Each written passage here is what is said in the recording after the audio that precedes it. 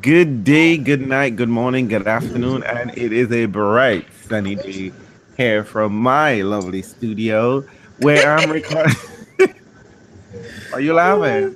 I'm in my Studio. studio. Go on.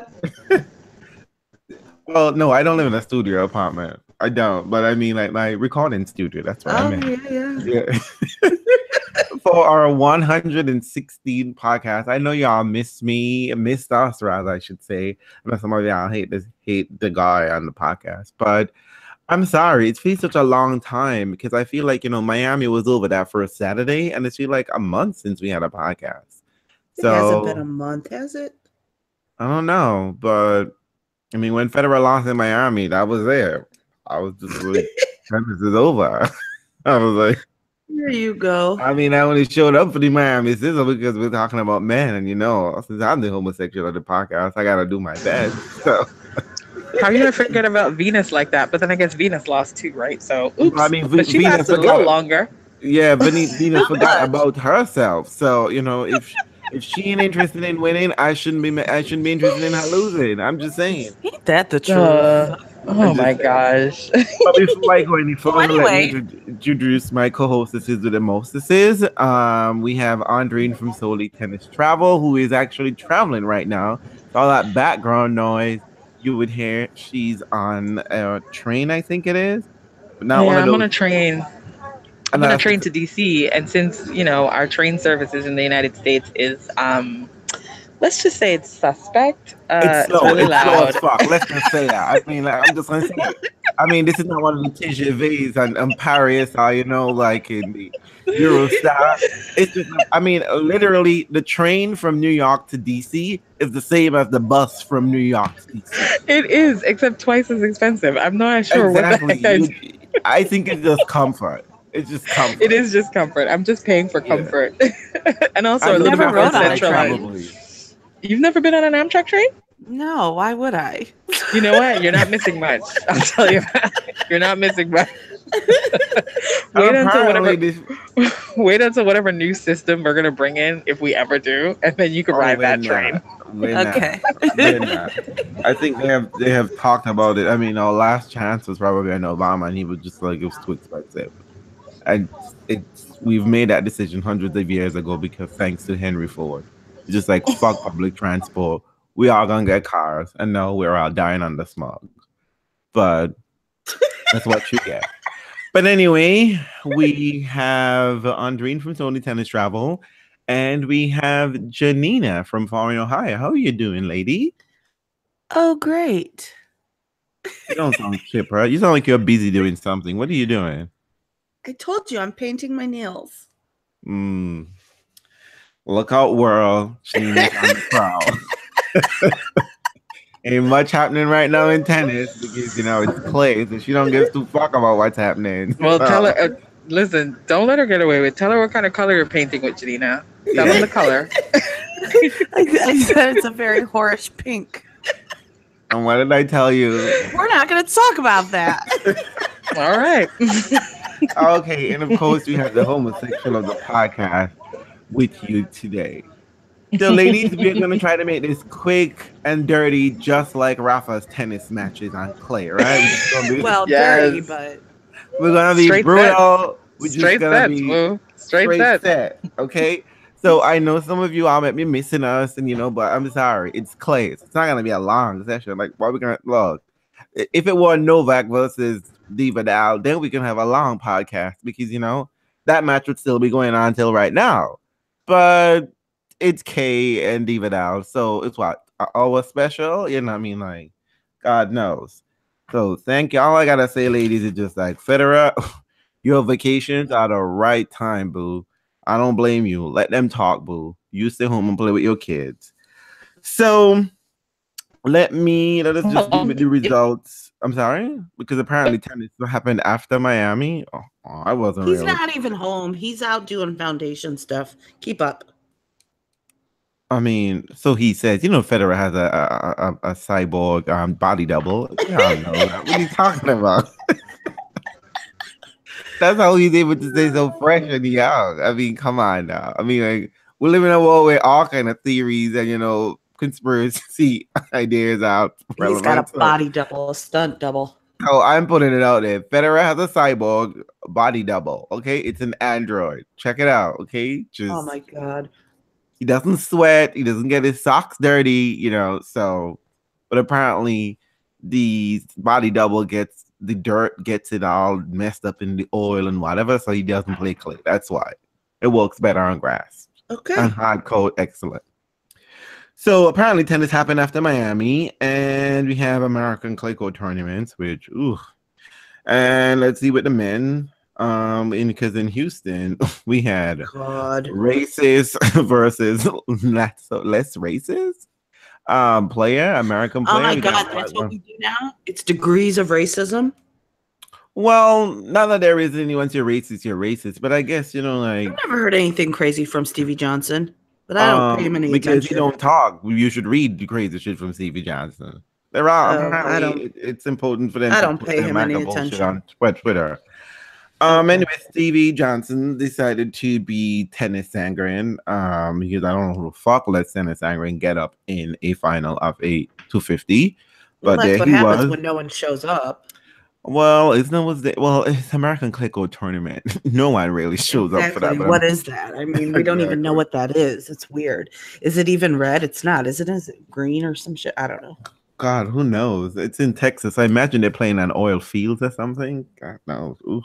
Extra slippery. But apparently Nick Kyrgios decided he wanted to show up for that event. I guess he wanted to watch some basketball or something. I think that's the real reason. But of course, he lost to Ivo Karlovic. I don't understand this. You're breaking Ivo Karlovic serve 6-3 in the first set. Then you lost him 6-2 and 3 in the second and third set. Nicholas, get your fucking life. I got time for this bullshit. And we have Pablo Andujar beat Kyle Edmund. Apparently, these British men are stepping the fuck up now that Murray decided he's going to take a little vacation. A little vacation? Well, apparently that's what everybody thinks is happening, right? Okay. Everybody's out. What Murray always does for us is provide what it looks like to heal from a serious injury. That's all I'm going to say. Well, Murray has surgery, real surgery, Yeah. You don't have healing pads. I don't know, like Bengay, rubbing his body and he'd be all right. That doesn't work for Murray. So Pablo Andujar, I think he won this title in Marakkech before, so it might be 2 times, 3 times, I don't know, but he won another title in Marakkech, beating Kyle Edmund. On the ladies' side, WTA. I just gotta see. Yeah, nobody showed up for them after Miami. Nobody. I don't know I know these people, but I don't know these people, if you know what I'm saying. They probably just decided to stay in Miami and party. Well, Caroline Garcia was the #1 seed in Charleston. So nobody's there. I'm just saying. And in the finals, we had, I think you can't make fun of Charleston. It's apparently a really good tournament. They've got good food there, I hear. It's a good place to be. It's a good place to be there. But we're not there for the travel tourism advisory board. This is not. It also has funky color clay. This isn't the travel channel, okay? This is about tennis. This is green clay. To be exactly. Charleston was not. The tennis in Charleston wasn't happening. Charleston might be happening, but not the tennis. Wait. Did Sloane withdraw? She withdrew. From where? She was the defending champ, right? Wasn't Sloane the defending champ in Charleston? No, she couldn't play Charleston last year. Remember, she was on crutches. She won Charleston the year before. You were saying something in Daft Punk. You were sounding like Daft Punk. You gotta say that again. I think what she's saying is wah wah wah wah. Want to try that again for us, Andrine? I didn't remember who the defending champ was. She doesn't remember who the defending champ was. Well, neither do I. But it wasn't Sloane because I'm on the show last year. Sloane was on crutches. That's why she was the comeback player of the year last year. Remember? Kiki Button beat Yulia Gerges. Andrine, I thought Gerges was going to get a big tournament. This was for her. But I think there was some rain out delay and they had to play 2 matches in one day, whatever. But Kiki was all up in Gilga's face, and she didn't even let that girl even breathe in that match. It was a beatdown. You watched it? No, of course not. Oh, okay. I mean, I lie. I'm lying. I think I did. I didn't remember watching. I think I watched the semifinals. I think where Madison Keys choked again or some shit like that. I'm almost sure of that. And in Monterrey, I definitely didn't watch Monterrey because all it was just Mugga Roots and a bunch of other women, and I don't know who these ladies are. Again, I'm just like Muggs went and Vulture tournament in Monterrey, but apparently, it was a breakout tournament for Sasha Vickery. We're always enjoying when Black people in America do something wonderful. Wakanda forever. Where did she win at? She got to the semis, but she didn't win. But it was a really good tournament for her. Taylor Townsend she's back in the top 100. Taylor Townsend won a challenger. Yeah, for us, we might not see these tournaments and they might mean much to us. But I mean, for these people, it's really important because they then get up in the 100 and then selection for Roland Garros happens. The breakoff point it's coming up soon. So they are short of getting into the main draw and getting that like $50,000 guaranteed first round money. So hey, that ain't nothing to sneeze about at all. So she's back. She's in the top 100, I think, for the first time. Returning there, maybe, I don't know. And Muggs beat Babosh in Monterrey. Then we have in Bogota, Smidlova beat Andrina always says this name really nicely, but she's from Spain. Arubanera. No, that's not her name, but you know. Arugula. I mean, she's from Spain. Arugula? I mean, that's horrible. I mean, that's really right? bad. Yes. What's the name? Either. That is so nice. I don't know. Shit. And I wrote it down and everything. Lots of ours. Exactly. She's actually a solid player. Wait, is Bogota on clay? That's the only reason why she should get to a final. Of course. Okay, well, yeah, that explains it. And in Lugano, I don't know where that is really. Kiki, Elise Mertens. Switzerland. It was Switzerland. It's Lugano? Oh, I'm sorry. Oh, maybe that's why. Anyway, Elise Mertens beats Sabalenko. It's exciting because Smidlova came back from injury. So really exciting for her to be there. So, yes. So those are the results that's happening. And we also had some Fed Cup and Davis Cup on the men's side. The semis are set. We have France versus Spain, I think it is, and Croatia versus the USA. Grow Croatia.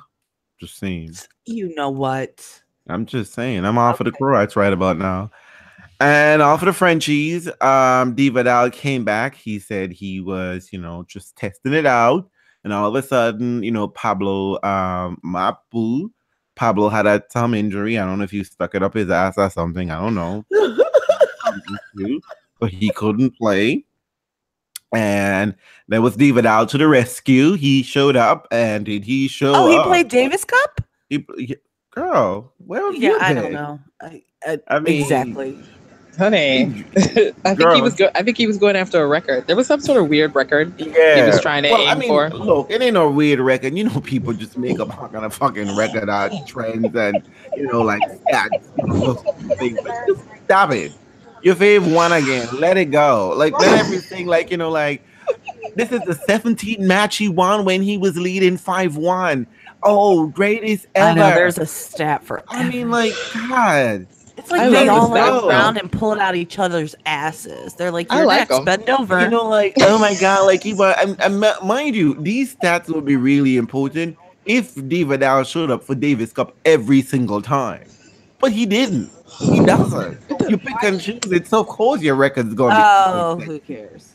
But nobody cares. Come on. No. I mean, listen, we've already figured out nobody cares about Davis Cup because guess who doesn't care about Davis Cup? Davis Cup doesn't care about Davis Cup. But trust me, you know how Davis Cup works, ladies. It is that weave for your career. When your resume ain't enough, you just add on that little Davis Cup weave and just Davis Cup. Apparently, I like Davis. I think Davis Cup is it feels like a holdover from colonial era, but we'll see how it works out. Maybe they should all wear wigs. Oh, you know what, ladies? I have been cheating on tennis by watching the Commonwealth Games. Let me just say, ladies. I don't even know what it is. Nobody knows. Well, That's kind of fucked up. But let me tell you, people get excited for sports that I don't even know as a sport. Lawn bowls, which is just like curling on grass. Oh, I don't know which one came first, but they're talking about isn't the sold Commonwealth out game? tennis. Isn't the Commonwealth game basically ex-British colonies? Ex and current and former British colonies. And current British colonies. Yes, and it's the only time where Great Britain doesn't participate as Great Britain. Except in World Cup. But what are the sports? Girl, everything. Track and field, they have lawn bowls, they have diving, they have shooting, they have everything. And badminton. And the time when you get to see like don't talk to me about no fucking badminton. It's like it's like the poor man's Olympics. Girl, look, badminton, they burn a lot of calories. You got about a lot of calories. Don't sleep on it. Don't sleep on badminton. Look, you cannot shop at a badminton court. You cannot shop at a badminton court looking like a tennis player, like some of these tennis players. It won't work. You can't. You gotta be in shape. I don't think they have dominoes. No, they don't have dominoes. But they have like diving. They have like it is the poor man's Olympic. It is that moment when you know those people in the Olympics who they always have a struggle story about. You know, well, they get to shine at the Commonwealth game. They certainly get to. Oh my god. Oh, that's good. Do they get medals? Girl, of course. Who's working on there for free? Well, since we're going to talk about other sports, I just want to give a shout out to someone real quick. To basketball? Oh god. No, not basketball. Not basketball, you stinking brat. One of my very first and dearest Twitter friends. Is it Colin Kaepernick? Is it Colin Kaepernick? I want you to be his friend so I can be his friend. No. Honey, who doesn't? Get in line. Get in line. Get in line. Okay, go ahead. Sorry, Gina. Gerard at Stephen H. Gerard, SG, ran the London Marathon today. It was her first competitive race ever. She didn't even start with like a 5K. Just went straight for the damn marathon. Is she alive? She is alive. I spoke with her. She sounds great. She says she feels fresh. I'm like, girl, please. She's a Rafa Nadal. She's a Rafa Nadal. She's a Rafa Nadal. I know, but she's the Rafa Nadal of marathoning. You know, you sit at home. Hey, I just want to say props to you. Congratulations. It's a huge achievement. I will never even attempt it. I don't know why anybody would want to run that far at one point. Trust me, I watch the marathons on TV because they usually show it here. I usually watch it. And I am freaking out just watching people run the marathon. I would just like to report that in 2007, Daft Punk. You know Daft Punk? Because, you know, you're trying to do a humble brag. I ain't trying. No, you can't be feder up in here, girl. You can't be feder up in here with a humble brag. In 2007, you did a marathon, didn't you? I did. It was fun. What was your time? Horrible. I think it took me like 5 hours and 50 minutes. Girl, you finished.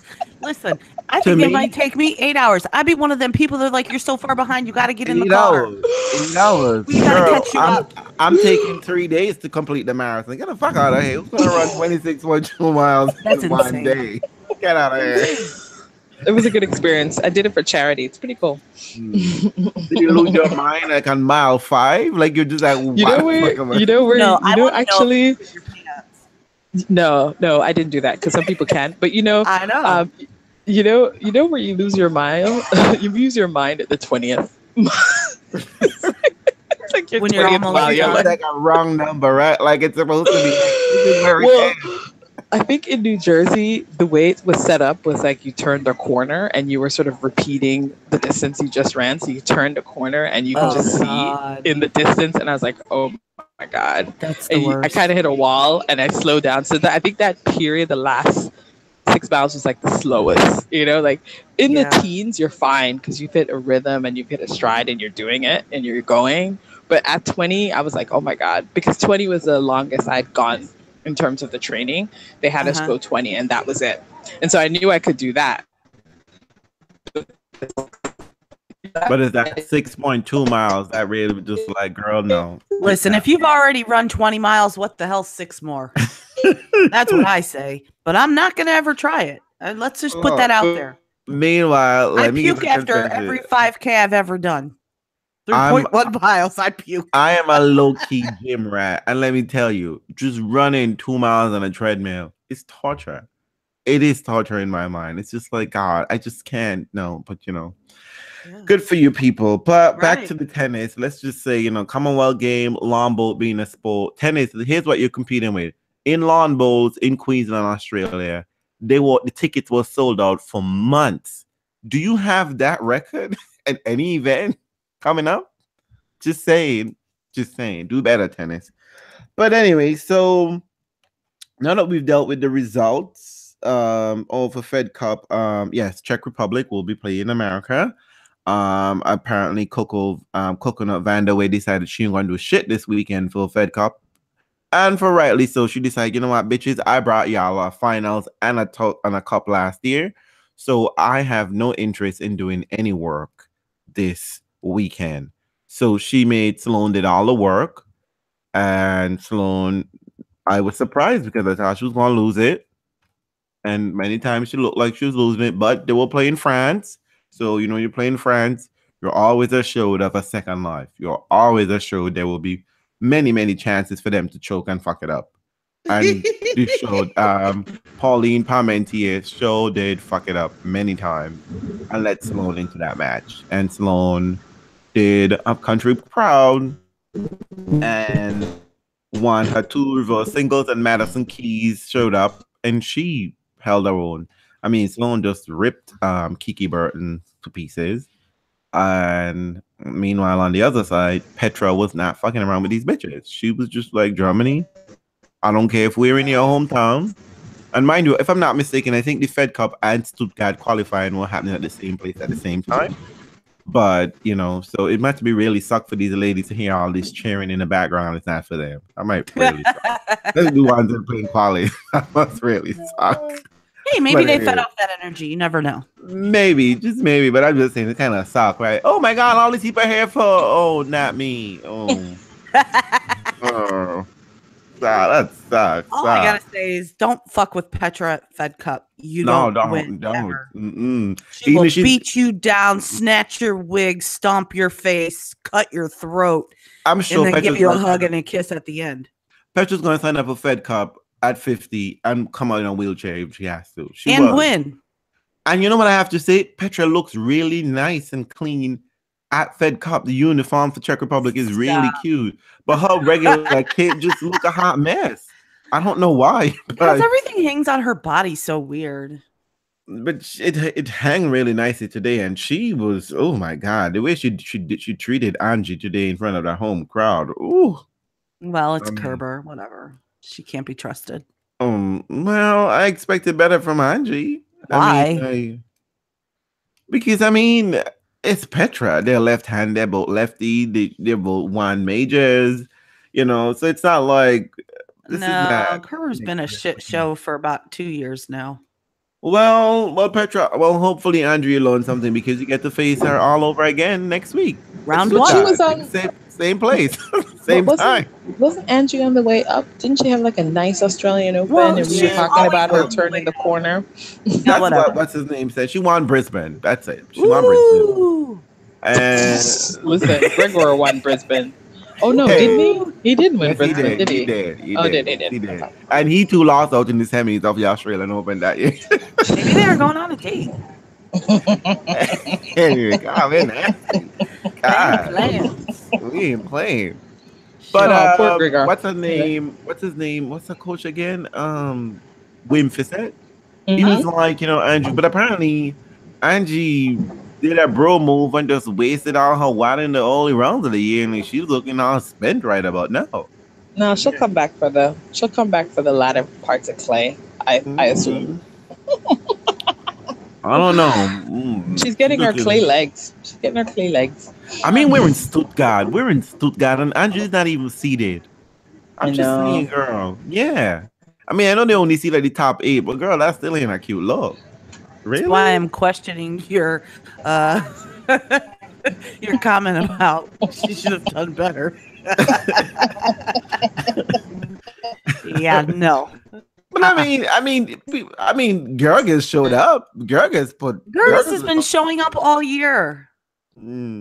except against Kiki it, Burton. Not on green clay though.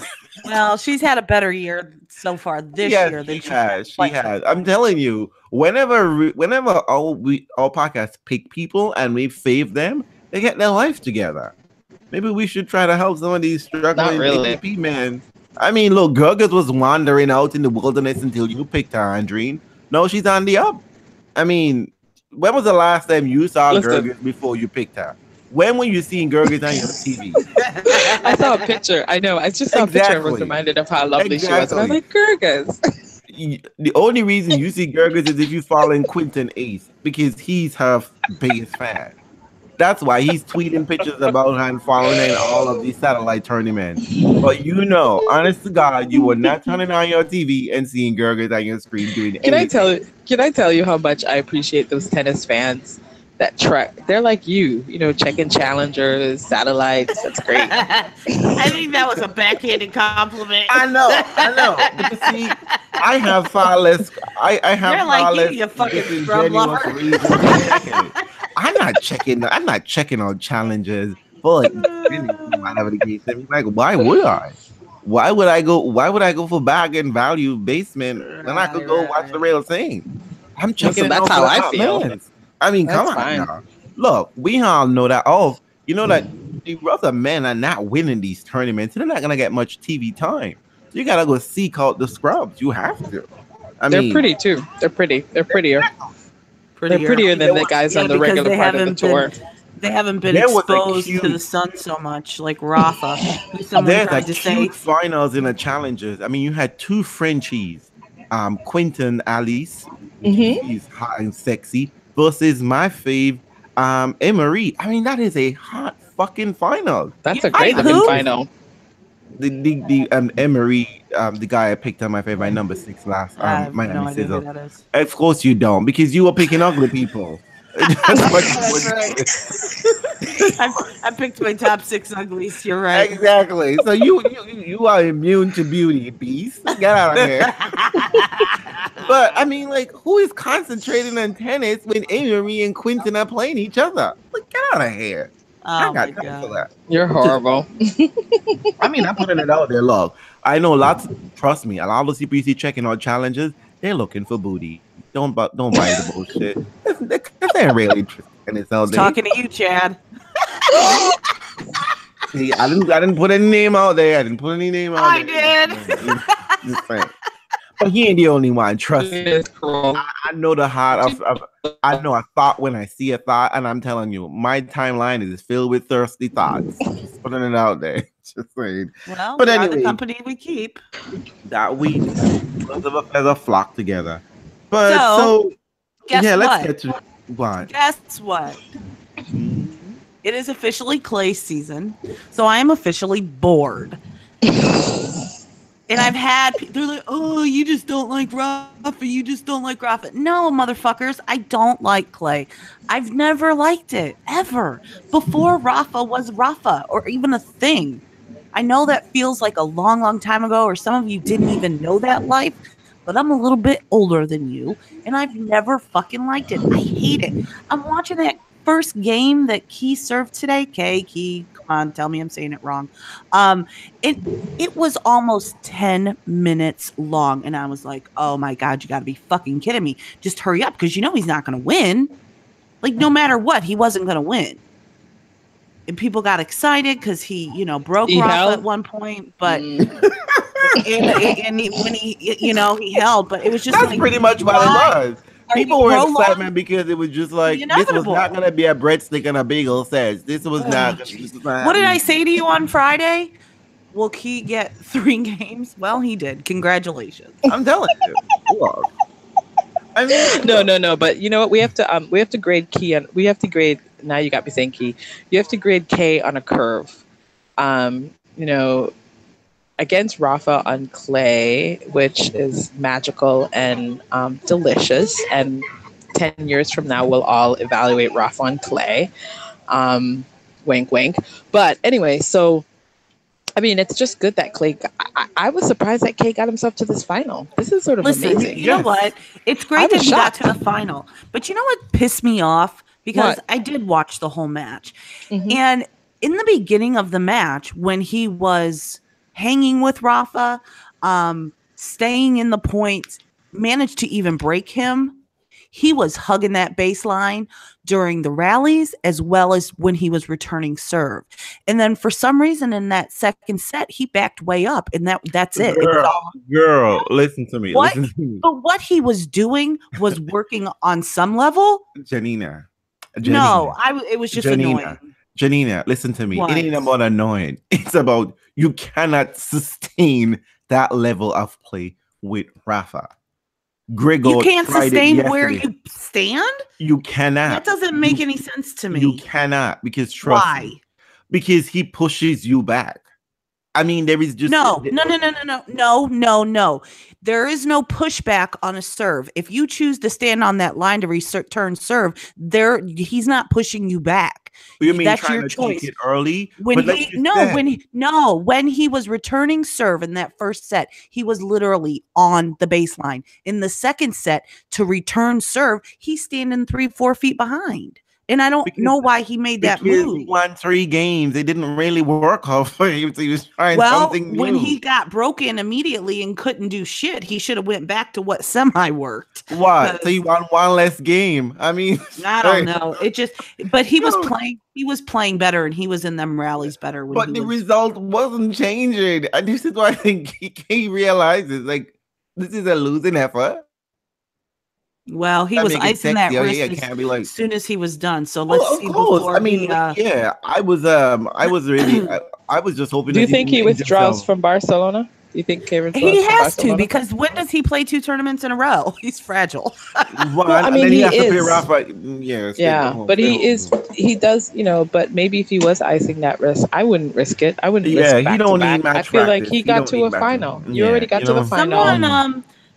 Someone on Twitter said that he mentioned yesterday that the ball felt different and his wrist was responding differently than it has been. So something, and that could have been, someone else said maybe that's the Rafa effect and all that spin, because nobody else hits that ball like Rafa on clay. But I mean, the match was barely over and he had ice on that. Well, I think he's trying to be smarter and preventative, because apparently how this generation is a bunch of fragile children. I think if that was preventative, he would have waited until he was out of sight from everyone. I don't think he's not one of those people who try to pretend like he's not injured. I mean, you can't pretend if your name is Kian Nishikori. You can't. I mean, like, the default is that you are injured, that you are nursing some kind of niggles, some kind of broken, injured, fractured body part. Like, I mean, like, so he might as well. Why is he hiding? The fact that I don't know, like his butt cheek is hurting. That might be the only thing behind it. And his penis might be broken. Like, isn't Murray? Isn't Murray the one that had the hurt butt? No, every part of K, we assume even his eyelash hurts. But didn't Murray sprain his butt sleeping? Didn't that happen once? One question, you guys. I didn't get a chance to see this match. Not this one, but the Grigor match. What happened there?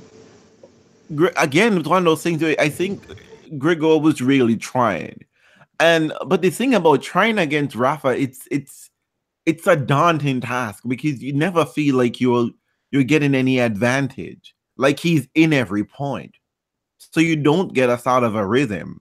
I'm watching. Go on. When he broke Rafa in the beginning in the first set, that was because of Rafa's errors.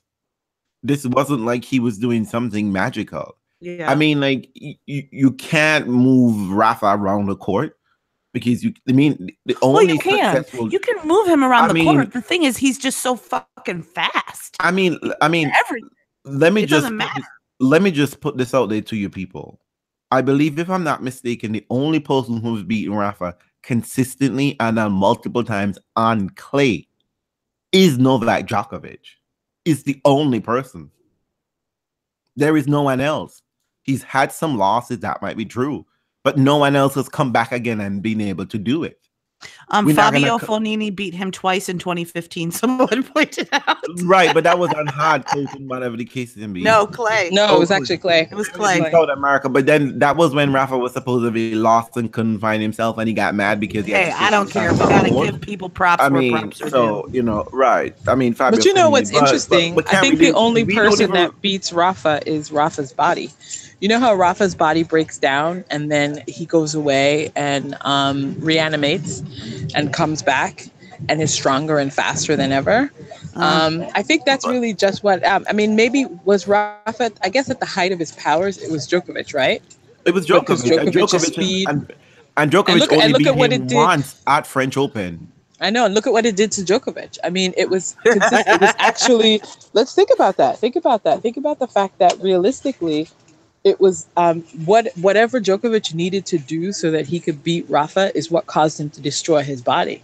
I don't believe that. Because after that French Open, he's not been the same since. After he won the French Open.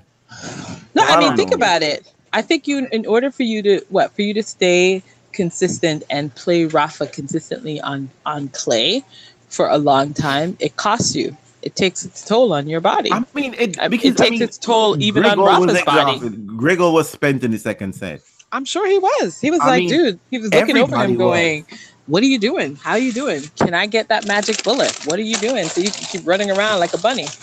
But I mean, that's good for him. Rafa mind you, Rafa just totally destroyed the people who we think can be the next whatever. We have the quote unquote Prince of Clay. I don't know who the fuck came up with that idea, but that was a bad marketing strategy, and that is a lie from hell. Y'all need to stop that shit, okay? Y'all don't need to be telling that boy them kind of stupid lies. But I think that was sad. You shouldn't do that. You shouldn't put anyone up on a pedestal about who they are. Well, he doesn't even have a Master Series title on clay for them to even talk about like he's Prince or something. He has no big title on clay. You can't do that. We can't call Rio a big title. I mean, come on now. I mean, I don't know. I don't think it matters. I don't think it matters what anybody looks like, does, or it. Rafa is just insane on clay against Bedene, right? He lost. He loses full game. Brett 6-3 against Karen Chachanov. He loses 6-3, 6-2. Right? Then against Dominic team, bagel and 2 games. I mean, and that was looking like it was gonna be double bagel. That to me, Rafa felt like, you know what? Let me just be cute here. There is no need to embarrass this kid and embarrass this boy. Let me just. Cool.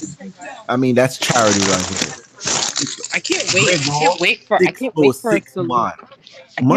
see how he does at the French Open. What do you think? He loses like what? Do you mean how he does at the French Open? You mean you can't wait to watch him win? Wait. Listen to this, right? He totally destroys Sasha at Davis Cup, right? He destroys Sasha at Davis Cup. Took out, dismantled Grigor and dismantled Dominic team. Those are the 3 people who are supposed to be competitive at the French Open with Rafa. Who else is there? Who else? Does that mean the French Open's going to get canceled? There's no one. Why are you even putting? I don't. No. Listen to what I'm saying. I'm not saying realistically, like for real, they stand a chance of winning. Why are we having fake news conversations? I'm talking about like this is the generate. These are the people who are supposed to be the contenders. Federer isn't there. Novak looks to be still wandering. You don't even know if he's going to keep his coach or not keep his coach. Stanley's missing, and I mean, come on now. Stanley might just, but you can't depend on Stanley. The French Open is a really interesting thing because I remember when Rafa ended up with that weird wrist injury and he was like annihilating people just like he was doing. So I mean, unless Rafa's body break down, which I expected to do at some point because that's his body. After Roland Garros. Yeah, that's what I'm saying. That's my thing. What I do is, in order for me, when I look at Rafa and he comes back indestructible, I just wait for his body to be destroyed again. It's not a wish. I'm just saying that that's what you do. You wait until his body is like fragile again, and it may happen before the French Open or it may happen after. But I don't know because psychologically, Rafa goes out and he's already have a 7.5 in his hand. I mean, that's what I'm saying. So I mean, I don't know. Like, it just depends. Like what I say in during this season. Andream, put your phone to your mouth. I said in this season, all I pay attention to is when his body breaks down. I don't think of Rafa in terms of who competes with him on clay because nobody really does. Exactly. Well, So I'm just like, so my question is, does his body break down before the end of clay or not? No, of course it doesn't. It just doesn't. Okay. My question is, should I even care what's happening on the men's side in clay? No. I think what you do is, if Rafa's body does not break down, who's interesting to you on clay? I mean, well, if his body breaks, who else is there?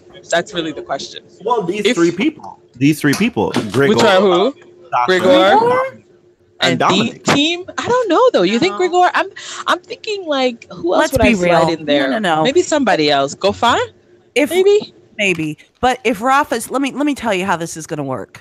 If and it's a big if, because let's be honest, Rafa took a little bit of a break before this clay season, but we don't acknowledge that because it was he took a timeout. There was no injury. You don't come back. You don't come back from an injury and play like that on a after you're supposedly worried. Rafa took confidence. No. Yeah. Rafa took. Okay. Listen, we've seen Rafa when he was injured, quote unquote injured, and lacking in confidence. This was not the same person. This was a strategic break. It was a strategic break, but Rafa sees what it's like when you leave the tour without giving a good excuse. Right. He's already seen that, so he has to give a good excuse, even so much as crying. So Rafa gave a cry so that everybody would be convinced he was injured, and he took a break, which is fine. I mean, listen, you gotta do what you gotta do. Who hasn't coughed when they're calling in from a job? Yeah. That's why I do by email. I don't think it's call anymore. If for some reason Rafa's body breaks down before clay season is over. Mm-hmm. It isn't going to be anybody new that steps up and wins a tournament. Well, who do you think will do it? It has to be someone. No, it's not. It's not because it never fucking is. It's going to be Novak. If Stan is back, it's going to be Stan. Yes, it will. Because we have seen time and time again that these young fuckers don't know how to take advantage of an opportunity. It might be Sasha. Because Sasha's not new. Sasha's not new. Sasha has a couple masters in the back of his pocket. So who do you mean by new? Who do you want? Sasha will be new to be new? Of a major. Wait. We're not talking about Roland Garros. Who do you want to be new? Listen, at this, Rafa wins everything on clay, so anyone, I guess, technically will be new when you've won something for the past 11 years. But I just listen. Rafa's going to take going to take a strategic break. I don't think he's going to play all of the tournament. He's going to lose in Rome or somewhere. Yes. Rome or Madrid. Barcelona because of the money. Yeah, he has to play Madrid because Philly done already opened his mouth, and then if Federer isn't there and Nadal nobody cares what Feliciano Lopez says. Nobody is there for Madrid. Yeah, I mean, but the thing is, there's one tournament he strategically lost Rome last year to save himself for Roland Garros because it's inevitably weird for you to win all those tournaments back to back and show up on clay and be indestructible and then suddenly lose your way on grass, which always happens. But anyway, So I just think it's going to be somebody that we're used to seeing win titles. I don't think it's going to be somebody. Person, Janina, there's only 3 of them. I just said. Murray isn't going to be there. He might. Novak is not. I know. And why would you say Stan? Why would you say Stan? Stan's barely able to get on a tennis court. Because Stan doesn't do shit, but when he shows up, he shows up. Tell me you would. I think Stan. But Stan is usually Stan is legitimately. Stan is legitimately injured. Yeah, he's legitimately coming back from surgery, just like Kay was, and just like Andy Murray. I mean, who comes back from injury on clay with that knee? He had major knee surgery. So, all right, so Novak it is. Novak, it won't be Novak. Why not? I mean, it could be. It could be Novak. No, because look, Novak head and space is not in the right place. How do you know? Maybe, yeah, that's true. He does seem to be struggling mentally. He does need to be struggling. And not only that, coach back. Yeah, but they were in a very tentative relationship. He had his. They have to extend it by week by. It's a week by week basis. So I don't know what that is. More than having faith in Novak, I have less faith in the rest of the tour. In the tour. Yeah. Well, listen. Here's the problem. It'd be interesting. I don't imagine even if Rafa's body breaks down because he's still gonna show up to Roland Garros. He's not gonna pull out for no reason. Of course He only pulls, might. he pulls out if he smells Novak is No, he pulls out when he pulled out. No, because he pulled out with a wrist injury mysteriously that showed up. And then French did you hear Open? it was at the French Open. I think that was the year that what's his name won 2016, right? Because he knew he was gonna lose that match because he lost the year before. Novak.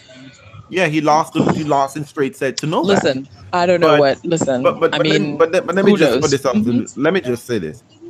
I don't think Rafa, even if Rafa's body break down, quote unquote break down, one, the rest of the tour is nowhere near close to his level on clay. They're not. I mean, like they're even like with a broken body. even with a broken body. Because here's the problem.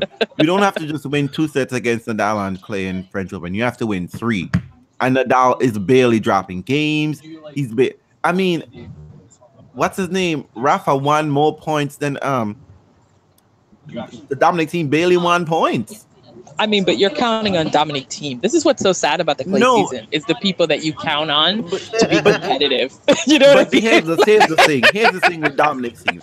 Dominic team is willing to be out there and put the work out there. He's willing to stay in the match. Right? How'd that work out for him yesterday? You can't depend on Sasha to do that. Look, Dominic team took out Novak.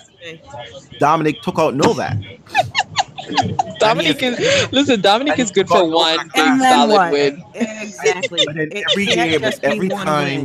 But every time he keeps meeting Nadal, right? That is the problem. The problem on clay isn't that other people aren't stepping up. The problem is that it's Nadal, and Nadal is not just like 2 steps ahead of everyone. Nadal is like 10 steps ahead of everyone. Listen, the biggest problem with this whole conversation is the fact that we are basing possible wins on whether or not Rafa's around, which is exactly why clay is, it's dull as shit. But it is what it is. Here's what I'm confused about. What are you confused about? I mean, I'm so confused. Here's why this year I'm just like tap out. I'm just like don't give a fuck on the men's side. And WTA better bring some styles because I ain't trying to watch Kiki Burton's. I like Kiki and Kelly. I like Kiki and Clay. Stop it. You like Kiki? No, but you know who I'm looking forward. Wait, you know who I'm looking forward to on Clay because she seems to have be rounding out into form. No, who cares about that? Sloane. Sloane likes clay. She enjoys playing on clay. Yeah, Sloane enjoys clay, and she's actually in good form. So I would love a nice, wonderful run by Sloane. And even Madison Keys seems to be playing up to her standard. So I'm looking forward to the Christina women. McHale. Don't do the Christina McHale. I didn't say Christina McHale. But putting your money on Madison Keys is like putting your money on Christina McHale. I'm not putting my money on anybody. I'm just saying that usually during the clay season, what has turned out to be really enjoyable for the last couple years has been the women in the clay season. You know, I really enjoy the women's game on clay. I'm just pull for a Francesca Schiavone run. Oh no! You may as well pull for Sarah Ronnie. You know what? It's time for Cole Schreiber to win a major. Girl, yeah, I'll be here for that, but whatever. But anyway, sorry, Realz. You were saying that there's something. No, I mean, for me, my problem. I don't know if it's a problem. I don't know what the right noun, adjective, or verb to use here. But I mean, for me, the thing is that we really have to take into thought that I don't know. I'm trying to read Rafa fans, but I can't take them seriously because they're not providing. What are you trying to read, though? What are you trying to read? What do you mean? I don't know what I'm trying to read, but the thing about just like, how is it that Rafa is still this formidable on clay for over 10 years? Why do you keep asking these questions? Federer still is on grass. I guess. No. Federer didn't win on grass for 5 years. But he's still always the favorite. And the time before that, it's 2009. No, he's not always the favorite. People just talk about him being the favorite. Well, you know what I think? Put Federer in a headline to get clickbait. But no, let us be legit here. Let's look at the numbers. Let's not just talk about. Be legit. Rafa is amazing on clay, and although some people are tired of seeing it, No, it's not. It's really not, because how many It's not times, a big deal. You have to think about Rafa's game. How Rafa's many amazing times, on clay, but he is very strategic about being amazing on clay. This but is how not many a breaks have we person seen who him take? exactly. He takes breaks People so he don't can acknowledge peak it on so that clay. he can peak on clay. Exactly. This And isn't so what you unusual. do if your game Since if your game 2005, this man has not won 3 titles at the French Open. Just 3 times. That's fine. What I'm just saying is this is a person who peaks on a particular surface and he rounds out his season so that he can peak at that surface. Let us not forget. And that's fine. That's what he does. I mean, I think the thing is people get confused because, you know, people put Rafa in their mind as a child. And so they always think that when he decides he can't do something, it's because he's such a hard worker that he would never not show up for things. But Rafa has been narrative at all. Like I know, well, nobody believes that. Right, I mean, not unless you're a child. But I think, he's very strategic. But I'm just saying, let us remember something. That's a good strategy. But you know what, guys? Tennis used to be full and consist the majority of players were some sort of specialist on a surface. I mean, this used to be what we saw all the time. You used to see someone who was dominant on clay and they weren't dominant somewhere else. So, I mean, if you look at tennis as a whole, Rafa doesn't. He's not varying that much because the thing you don't understand is Rafa doesn't do anything on any other surface aside from the occasional US Open run, which is sporadic at best, and the Australian Open for a good while, since 2009?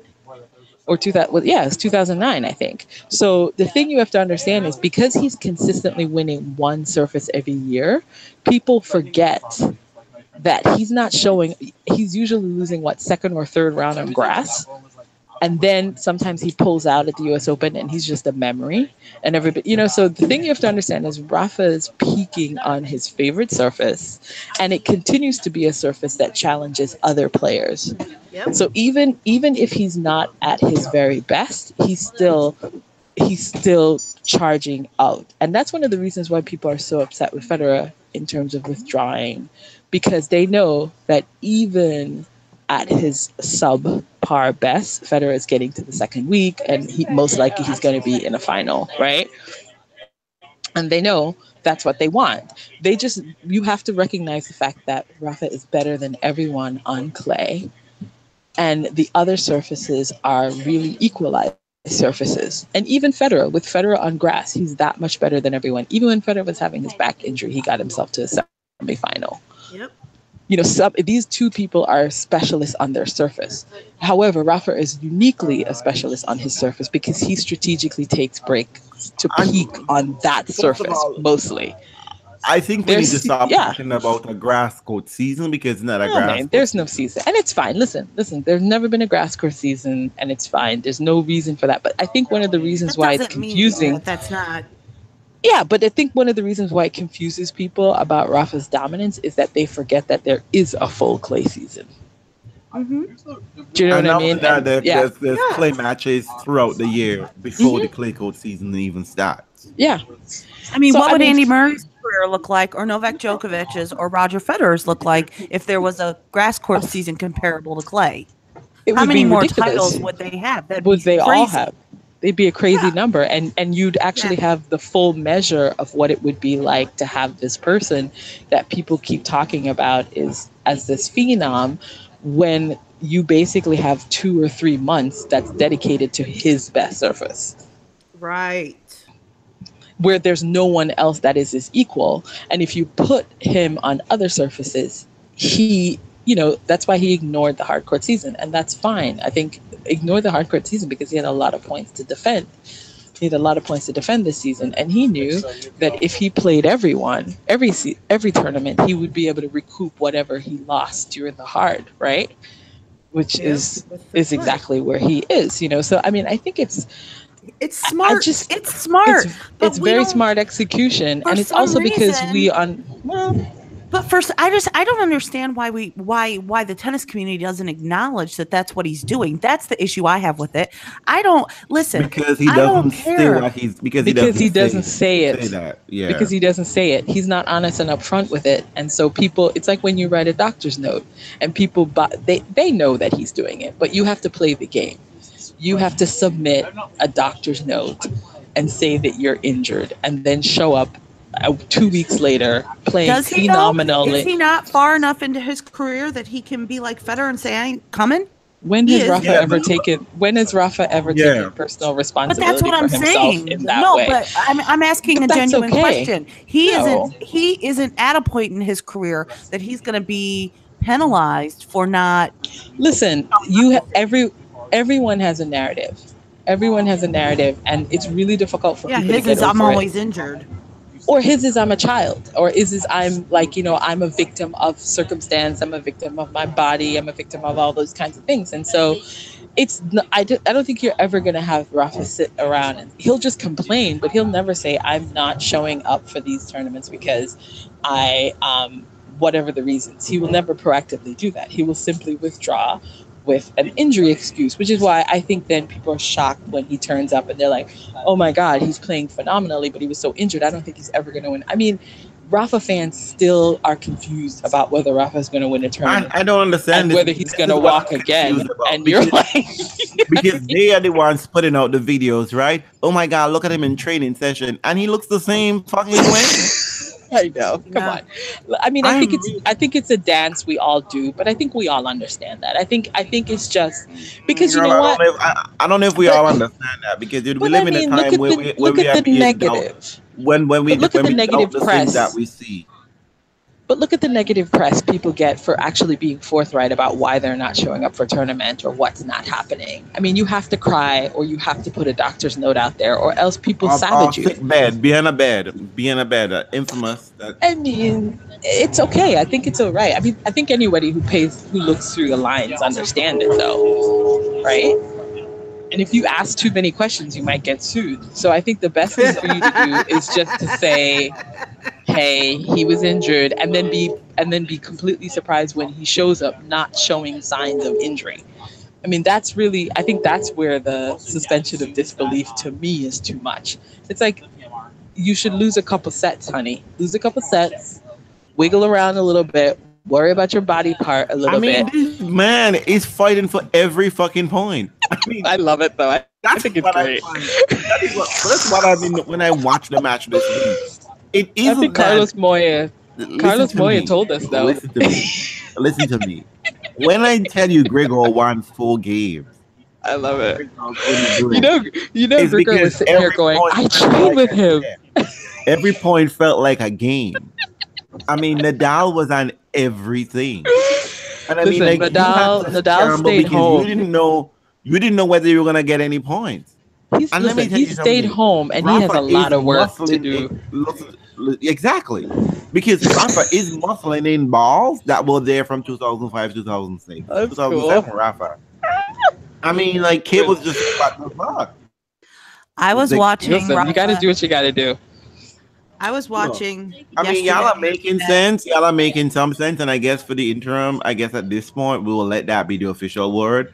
I have some questions. I'm looking at the numbers, but, listen, I have nothing else but to just look at the numbers. And I'm just... what I do with Rafa is I pay attention to when his body breaks. And that's when I say, I have no interest in this narrative this year. Nope, no, zero. I don't care. Listen, a broken Rafa's body is the only thing that beats him, I've seen this right? 10 fucking times already. I've seen this shit. It's 11 now. I can't look. Some point. I'm going to say something that's going to surprise everyone. Be like, you got to cut it off. What are you going to say, Janina? What are you going to say? I was watching Rafa. I don't know if it was today or yesterday. I'm not really sure. But I was genuinely like trying to watch and appreciate, not just watch the match, who's going to win, blah, blah, blah. I'm like, what is it about him? And his game genuinely just looks so much different on clay than everybody else's. And I was watching going, how's he do that? Like, seriously. How's he do that? And I know I've heard, the statistics and the science behind how he hits the ball and how much spin. But I was fascinated. I was genuinely fascinated. I was like, Rafa hits the ball and it bounces so fucking high. Like, when it's time for the player that's receiving the ball, it's at their damn shoulders. Nobody else's ball does that. I mean, when you really, they're going to try to tell you there's a lot of spin, but that ain't spin, boo. That is, you know what? I don't care. I don't really care what it is. It's really kind of amazing because nobody else can do it. I'm not gonna say anything anymore because I think Janina is drinking stop it. Janina is drinking the Rafa sauce. Let her have it. Swallow it down, girl. The sauce. Tell us. Tell us about it. I just really was like, I don't think that because I'm not a Rafa fan and I don't tend to watch his matches. I find them boring and long, usually.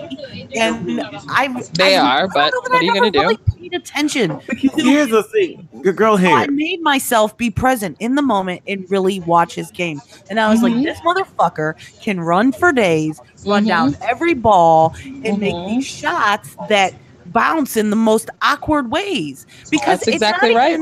It's not even so much that he puts the ball. It's like Kay hits a ball and it lands in this beautiful place that most people wouldn't get to. And then Rafa does the same thing back, but it looks like 50 times better. But they did the same thing. Not only, but here's the thing that he's doing.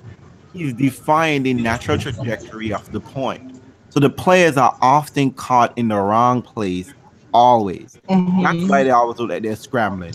Where the ball is supposed to go. Which is why it's amazing he's able to do that on those shoddy knees and hips. Look. I'm just gonna say this, okay? I'm just gonna say this, right?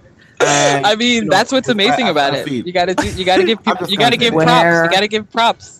Where are the blood bags? There. I said look, I'm not even talking about that. But I'm just gonna say this. Look. I have been watching sports for a long time. I love the numbers and statistics and whatever the case may be.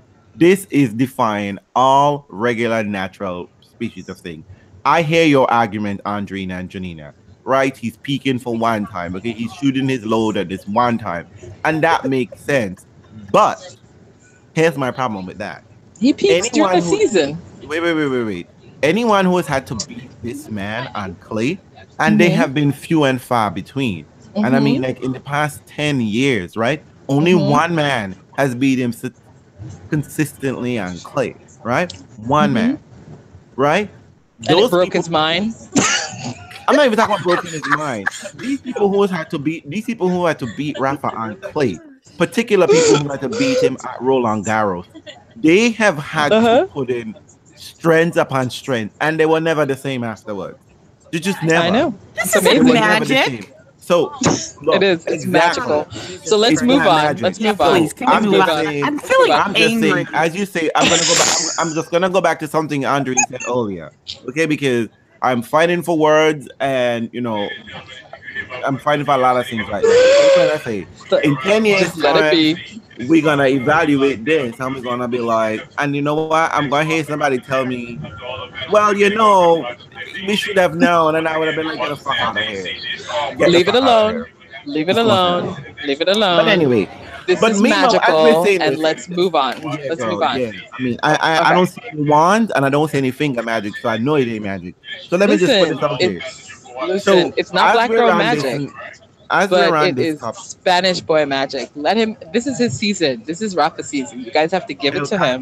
Magical? Is that what it is? No, it's Rafa's season. It's Rafa's season. What's interesting is this is Rafa's season, and then what you notice for the rest of the year is you will notice a different Rafa than you will see for the next 2 months. For the next month, you're going to see a Rafa that you won't encounter anywhere. You won't see him indoors. You won't see him on grass. And you might see him on hard, but you will not see this Rafa again. And so I think what's interesting is you have to think about the possibility that somebody can just ramp themselves up and peak for a month. I don't even. I'm afraid that they shouldn't. I'm afraid that they shouldn't because there is survive on a B game no for the rest of benefit the time. Because it is. It's a lot. There's a lot of benefits. You know why? It's a lot of benefits because you have 3 masters. It's 5,000 points, 5,000, 6,000 points for a season. And he's going to snag that. them all. Think about Some that. people You have have that all 6,000 year. points. Oh no! Exactly. Wait. I'm getting confused. Are you saying someone should put themselves up to try to beat him on clay? You mean? No. Oh, what I'm saying is, good. It's a good strategy. Yeah, definitely. You're peaking during a season that you get 6,000 points. That's think about it. Up to 5,000. But you know, 5,500 points. 5,500 points up for grabs. That's a damn good strategy, right? Mind you, the number 1 ranking now is like 8,000 points. So look, that's fine. Exactly. So this is what I'm saying. And granted that he got number 1 by doing nothing, and the person who was number 1 isn't doing anything right now. So hey, he's good. But it doesn't really matter. What I'm saying is that you do this strategy, and it's effective, and so Rafa's game is amazing, and then he peaks during this one season, which holds him down comfortably, and he then only, because that's the power of his mentality, is he knows that he can give his entire all during clay. He will soak and kill his body, and then most likely it crashes immediately on grass for a while. And then he's got a respite. He comes back on hard, is a shadow of himself inside during the indoor season, takes the winter, and then comes back fresh during hard. And then it's a whole cycle all over again. I mean, it's a really effective. And so I think that's the question you have to ask yourself is Rafa's just remained really competitive on clay with a few peaks and valleys here and there on some of the other surfaces. That's really what's happened. It's not that much of a puzzle. Okay. Moving on. So while we're here, we're talking about an old man who is 32, 31, and people are being salty and getting all into their feelings how Federer isn't showing up for this beating. And I don't blame Federer. But I'm just asking, what I'm missing from any of these like highlight reels and comments from these pundits is why they're not expecting anything, not from Federer, because Federer is all by himself in his generation, right? He's there. He should have been retired. Federer is alone of his generation. I think maybe Lopez and he might be the same age, I think, if I'm not mistaken. Mm-hmm. But Cole Schreiber probably. Mm-hmm. It's just those 3 dinosaurs. Yep. So I don't understand, but no one is asking Cole Schreiber to beat Rafa. No one's asking Lopez. No, because he can't. But they can't though. My question is though, why are we putting this expectation on Federer? Like it's Federer's duty. Like because he's always shown up. Well, that is because true. He's done it. Because you know what, Federer was there for 2005, 2006, 2007, 2008. Mm-hmm. 2000 and you know why? And because first of all, because think about it though, sadly 2011 you can't ask the same of Andy Murray because he has an injury excuse, and you can't ask the same of Djokovic because he has a actually emotional... we've never asked Andy Murray for show up against Rafa. We never asked him of Djokovic. No, we never asked Murray to do that. Murray always like once ever. Yeah, but Murray always has a pass. Murray has a pass because his job was to hold the British Empire afloat. A little bit of he was getting props before he even won a slam. Remember that. So the expectations on all of these players are really different. But part of the Federer deal is he's always been the number 2 until Novak came around. It's always been those 2 right behind Rafa. So when one of them decides I'm just not going to play and say I don't want to play clay, then you're left thinking, especially at this time in Federer's career when he seems to have gotten better instead of getting worse, and knowing that he was always right behind Rafa, you have all these people going, well, what if, and he's not giving anyone the opportunity to see. That's what people are really pissed off about, I think. I agree. I think but I also, more than that, I think that people are pissed off because they want their last memory of Fedal to be Federer getting beaten. And that's what they want. They want that moment. Deborah has designed this so that doesn't happen anymore, and I'm with Deborah. That's why. No, but I mean, but that's the truth of it. The truth of it is that there was a narrative.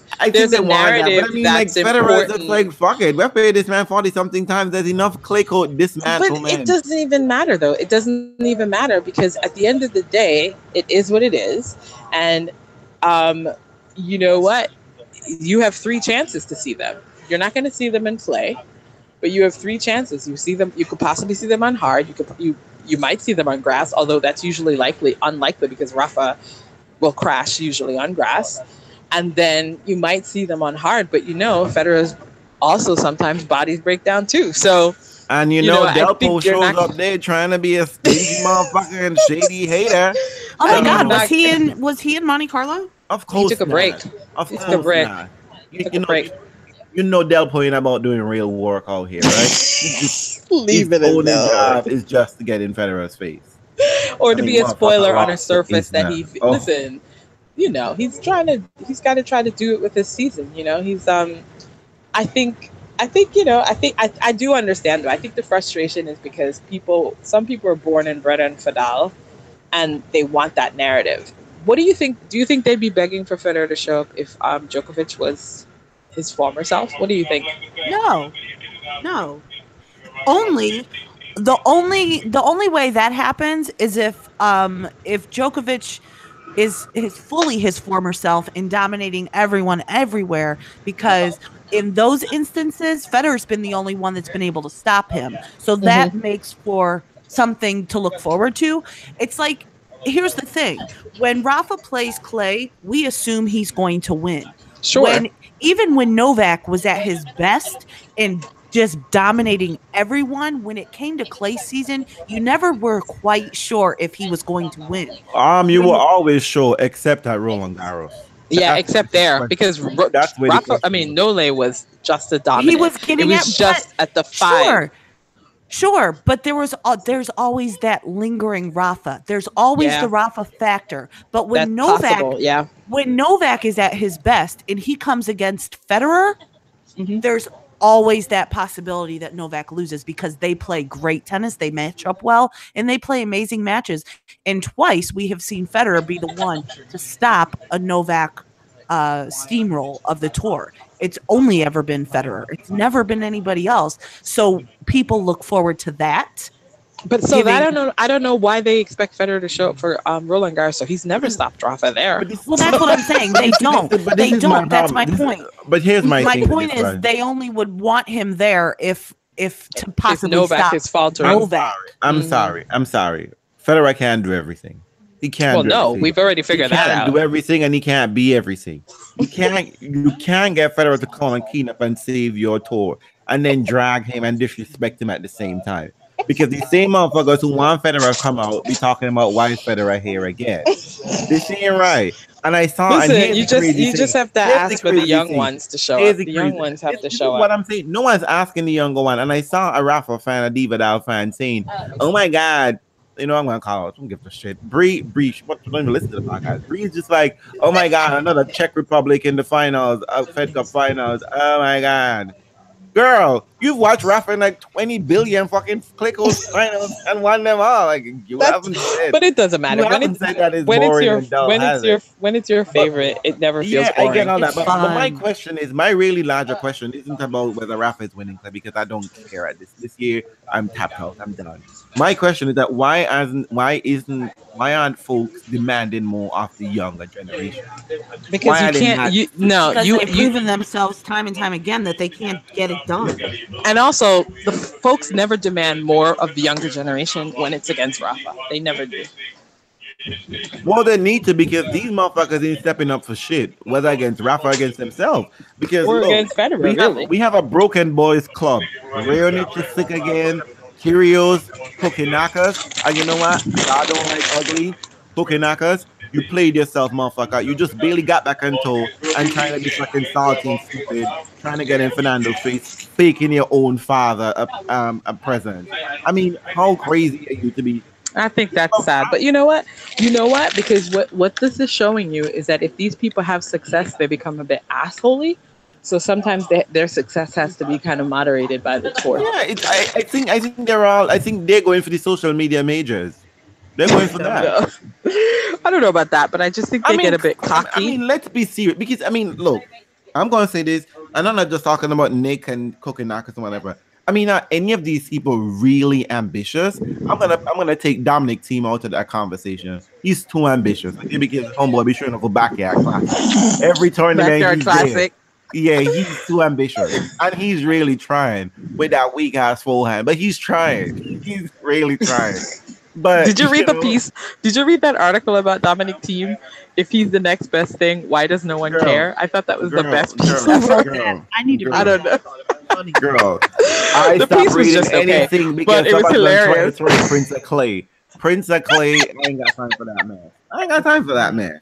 I can't believe I mean, Dominic Thiem. I felt bad because it was like Dominic Thiem was getting the Novak Djokovic treatment. I was like, get a new narrative for him, please. You remember that? Yeah, I mean, Novak is the next best thing. Why does no one care? They wrote the exact same piece about Djokovic. And Clay just drag you and give you a bagel, second bagel in a row. You know that, right? Dominic Thiem last time he met Rafa and Clay was at the French Open semifinal. He lost the third set. Listen, this is the humiliation tour. He lost 12 straight games. I mean, this the is Clay season. This Clay is fucking Hunger Games. This is 1 and 2 all over District 10. Leave him. No, leave him. District 7. Just stomping these bitches out. Just going for blood. I mean, this is crazy. It's crazy, but listen, I'm here for the humiliation tour because none of these people are my faves, and so they can do whatever the heck they want. Right. You're absolutely I'm right. like, do it. You're right. Do it. I mean, Monfils ain't showing up. Federer is not there. Kei Nishikori, it was respectable to get to the final. All of that. You know, and Nissan, that soup money was just like, boo. We can't see soup on the challenger circuit. Okay, nobody checking for Nissan soup on the challenger circuit. So you're asking to be on big screen TV. Did well. And I have to say, I mean, this is probably the only good narrative that come out of Monte Carlo. Was that the return of Kei Nishikori? Yeah, because I mean, Kei came back at the beginning of the year. He skipped out of Melbourne and he decided, I'm gonna go to Challengers. I'm gonna go to Guadalajara. You know, like whatever place to be, West Bumblefuck, and get his game together. He had some humiliating losses. He didn't win everything, you know, and then he showed up and then he took out Sasha Zverev. Nothing is wrong with Sasha. 3-setter. Nothing is wrong with Sasha. You know that nothing is wrong with Sasha, but just his mind and those chain dangling like fucking fools. Listen, leave him with his pimp jewels. His pimp jewelry is fine. His pimp jewelry? And the thing about here's the problem with the pimp jewels. He has no game. He has no game, and I hate that. I hate a pimp without game. Get out of here. Get out of here. Yeah. All right. So what's coming up? We're done. We are done. So,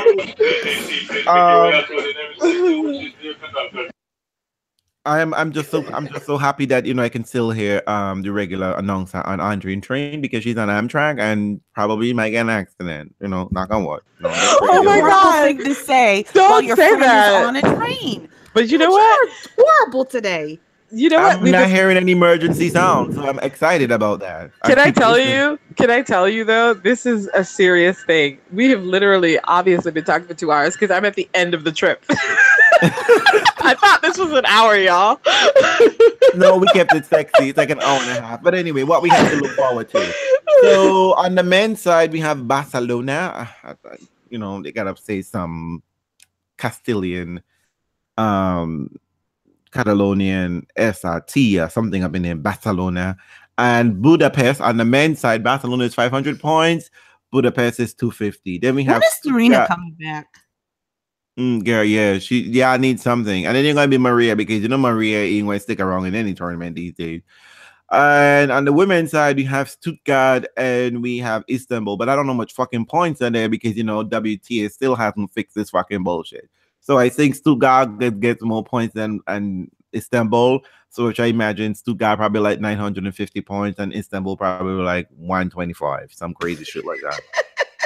They do maths backward. But Novak Djokovic decided that he is going to play Barcelona, and I don't know why he should have go to Budapest and try to get a cute, sexy 250. But I That's guess really cool though. That's a good get for the tournament. Yeah, when's the last time he's been in Barcelona? Well, girl, 25,000 years. I mean, but here, let me just say this. You really want to show up trying to get your life together and your game together and play Rafa and Pista Rafa Nadal in Barcelona? I know. That's the way to do it, though. Take it from because that's their home championship. It's amazing if he wins. It'll be everything. Girl. Okay, fine. Just say goodnight. Don't even try to put that narrative out there. Yeah, I'm crazy. So I don't think Stanley is supposedly coming back from Madrid. I guess Donna is burning off his last fucking nerve. So he decided, he's gonna put that kid in daycare and get back onto the job. So he's off of maternity leave. Azarenka is still MIA. I don't know what's going on with her story, girl. But girl, WTA needs you because you could have been at one of these tournaments and really bring some excitement. Because I'm sorry, I just need to see Elise Mertens win titles and Kiki Burton. This is not what I should be watching WTA for. Don't be cruel. It's not convincing me she get WTA TV. It's just not. And I think if I'm not mistaken, Taylor Towson won herself I don't know what they call it. We already said that. It was a 125 challenger. Oh, is it? We didn't say that. When did you say that? We did. Early on. Girl, I'm the host of this podcast. You never said such a thing. You know what? People, show me the receipt. Yeah, we did. People will listen. Yeah, she did. Anyway, we talked about challengers and you seeking out scrubs during the along with Chad. Remember? I'm not checking women. Get out of here. Oh, what's wrong with you? We were checking them for their tennis. Homosexual. I would not be going down and checking out the 125 tournaments unless Venus is playing there. Venus. Oh my God. I feel like you ladies don't know me. And I am deeply hurt by that comment. I'm just really hurt. But anyway, yeah, that's about it. Okay, pull out of Barcelona, okay, and don't shop in Madrid because that ain't a real prep for anything. So, except blue clay. Bring back the blue clay. Exactly. This is what I want to tell Felicia. That's what they should have done. They should have brought back the blue clay and put some respect on Federer's name and put some fucking blue clay on it because you know what? Madrid ain't just ain't that important. It's not. If you put blue clay, you might get yourself a new champion. Exactly. Because you know Rafa's gonna throw a tantrum and leave. And guess what? You might get me watching tennis, men's tennis. You can watch it anyways. I don't even know why you're bullshitting. But anyway, yes. And Federer has been named 100. I didn't forget.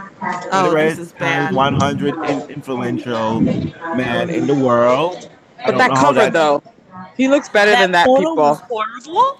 I was I don't know what the metric is, but hey, girl, ladies, he ain't like Tiffany Haddish though. So let's not talk about that cover. Yeah, we can't even go there. It's been worse. They need better photographers for those covers. I'm deciding that everybody that it's probably the same person who did Sloane. They just want to make them look like shit. Oh, they're horrible. They can't handle these black women. And I mean, Sloane's still on the porn tour. I don't know what's up with that. Look, she don't. Look, all I'm just simply saying is just that Sloane and Tiffany Haddish, y'all can't have Becky doing y'all hair. Y'all can't. No. I don't even think it was Becky. I don't think Becky did those weaves. Becky would do better. I don't know.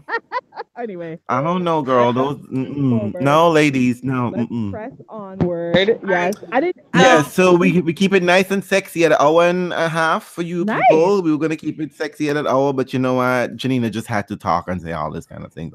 No, I think it was me. I was trying to defend Rafa as the magic boy. Can I get some points for that? You get 10 points for Gryffindor.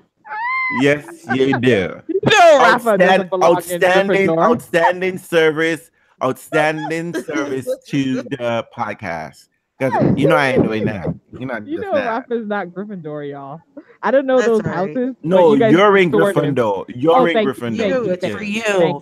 Thank you. No, Rafa is straight up from Dostrom. He's not in Hogwarts. He's not a Hogwarts caliber. Oh my god.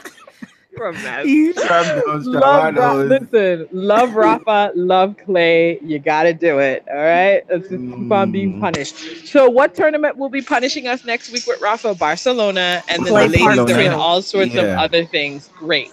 Looking forward to it. Okay. So, tennis, all I'm just simply saying, tennis, you just got to surprise us this week, because if not, we ain't doing a podcast next week. I ain't gonna have a podcast just to say Rafa won the Clay Court tournament. What's with all these lies? No, the next time you hear from us will be during the Madrid tournament, y'all. We're not coming back. Yeah, until that. 2 weeks. 2 weeks. Yeah, 2 weeks. Okay. We're gonna take a break. Because my fave ain't playing, and I'm sure your fave ain't playing. And Janine, I gotta be a mother and do soccer bullshit. I gotta rest my knees. Yeah, we're gonna take a 2-week break. And then when we come back, it's gonna be high altitude Madrid with the men and the ladies. Okay? Yes, they're all gonna be together. All right, let Andrine off the train. Bye. Yes. Good night. Good night. Good night. Take good day, care, people. all. Don't forget to comment below, people, as always. Good night. Thank you.